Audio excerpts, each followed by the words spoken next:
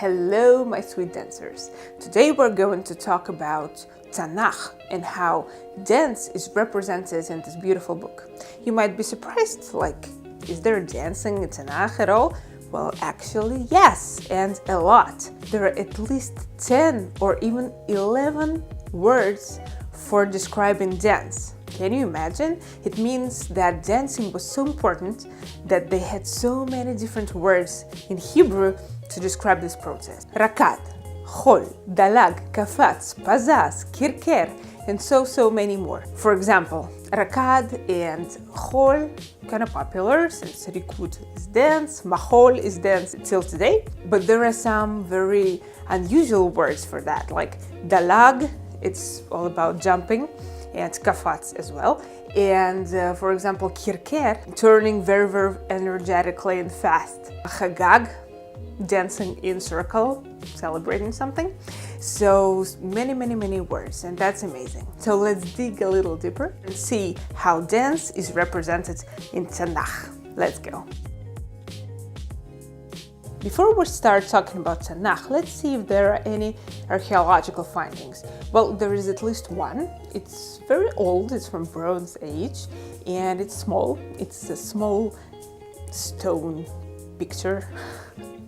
It's like 13 centimeters in size, and there is a guy who is dancing. He's smiling, and he has in his hand a stringed instrument, so he's playing music, smiling, and his left leg is uplifted, so he is dancing. This is our little small monument of a dancing person.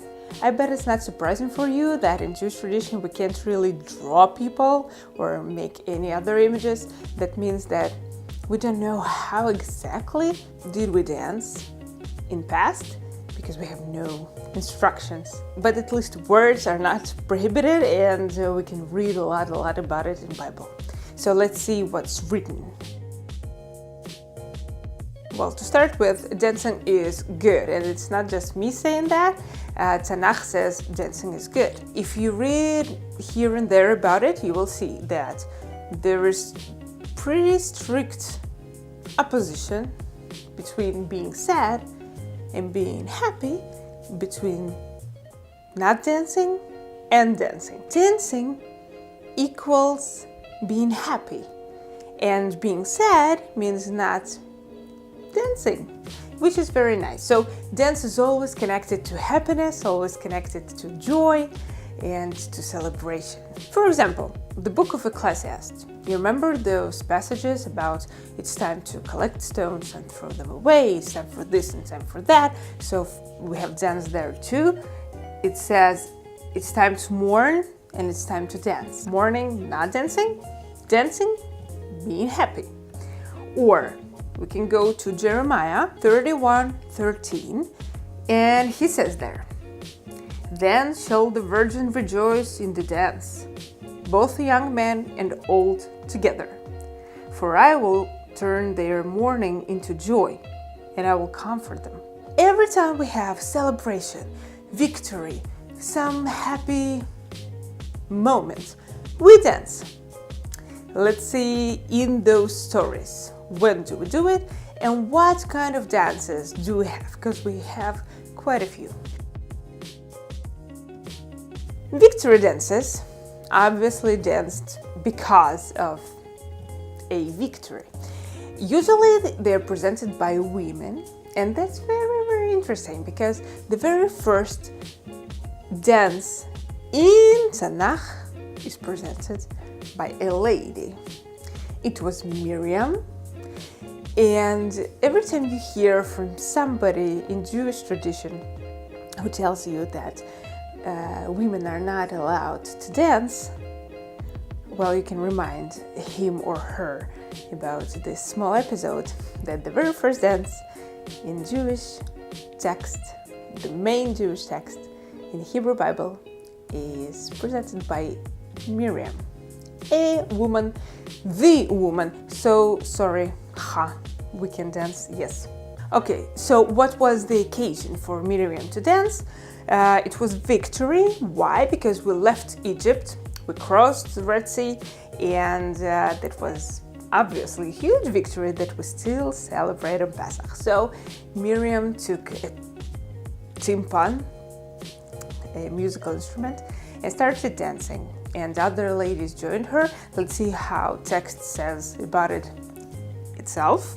And Miriam, the prophetess, the sister of Aaron, took a tambourine in her hand, and all the women went out after her with tambourines and with dances. It used to be a very common tradition in Egypt, so it seems that Miriam and all of us obviously took this tradition from there and brought it to our culture, because in Egypt we can find a lot of findings that tell that is how those victory dances happened. It's not the only victory we're celebrating dancing in TaNaCh. For example, after David beat Goliath, we dance again. So it's here and there. You can look into it and see if you can find more victory dances in the text. Let's move on. The very first worship dance we see is around the Golden Taurus. What can you do? It happens. But the rest is, of course, for the God. And one of the most interesting examples is the dance of David. If you remember the story, they went to bring the ark back, and it was very, very intense, because can you imagine the responsibility of really touching and holding the ark itself? It's very intense, and some people really died because of it. So, you know, it's a lot of pressure. So when they came back and people were greeting them, David was so excited that he's finally home, and he started to dance. That was this, you know, ecstatic worship dance. Those are the exact words. Wearing a linen ephod, David was dancing before the Lord with all his might. The word that is used there is kirker. We were talking about it in the beginning of the video. So lekerker is to turn very, very energetically and fast. And the fact is that, you know, they were not really wearing underwear at that time, and his clothes went up because of all those turning, and people saw more than they were allowed to, let's say it like this. And his wife, David's wife, Michal, was very unhappy, and she told him that. She was like, what were you thinking? People saw stuff. But the text is very, very certain that it was a good deed, and God says, hey woman, it was a good thing. Don't blame dancing for it. So dancing, as you still can see, is a good thing to do in all the situations. Holiday dances, of course. How else? For example, Sukkot. In ancient times in temple, on Sukkot there were a lot of singing and walking around, but not just that, people were really dancing, and they were dancing while splashing water around. It was for rains to come, for future harvests. I think it was quite a show with all this water splashing. Pow, pow, pow.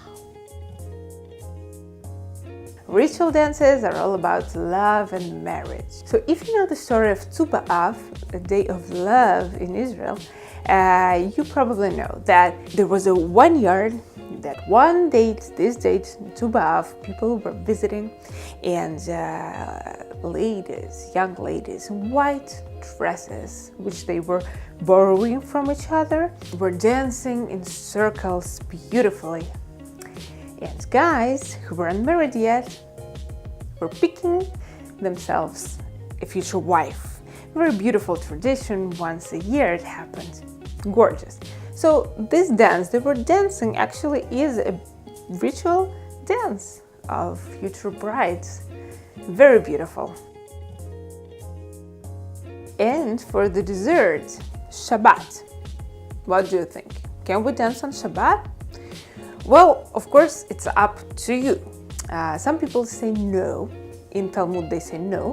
Why? Well, dancing is not prohibited. You can dance if you want to. But probably if you start dancing, you probably would love to turn on the music, which is prohibited on Shabbat. So no. When they talk about it in Talmud, they try to figure out what dance actually is, and they give a definition. They say if both of your legs are off the floor, it means you're jumping.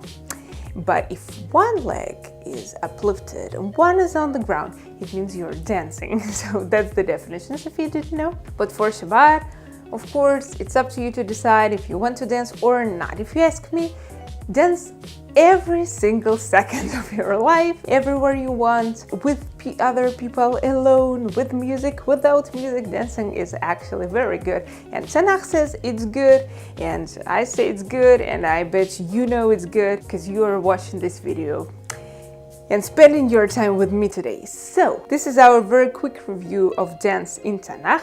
If you're interested to see more, you can always open the book itself. It's all there. I hope you enjoyed this video and you maybe learned something new, or maybe you just knew all that and we just brought it up together today. I see you soon in upcoming videos, so come see the real dances, the instructions, the facilitation videos, and of course those stories about the dances, the choreographers, Israeli culture, Jewish culture, and all that. We have so much to do and so much to talk about. Thank you for your time. I really enjoyed your company, and see you soon in more videos. Bye!